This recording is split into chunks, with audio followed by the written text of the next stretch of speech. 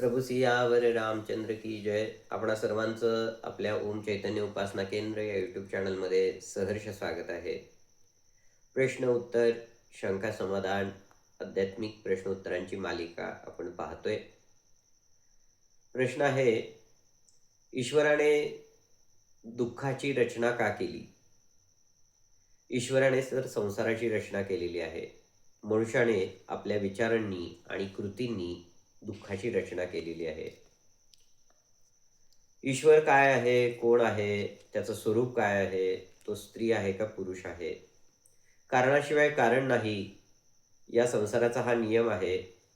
आणि या संसारामध्ये या कारणामुळं अस्तित्वाचं प्रमाण आहे. हा संसारच मुळात अस्तित्वाचं प्रमाण आहे.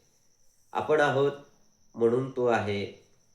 तो महान आहे कारण अध्यात्मामध्ये ईश्वर मानलेला आहे. तो स्त्री नाही ना पुरुष नाही. तो निर्गुण निराकार आहे. ईश्वराचं स्वरूप काय आहे? तो सच्चित आनंद आहे. तो अनाकार आहे.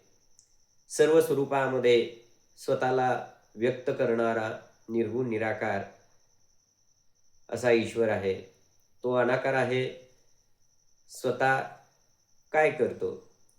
तो ईश्वर स्वतः संसाराची रचना, पालन आणि संहार ही सगळी महान कार्य करत असतो. प्रभू सियावर रामचंद्र की जय.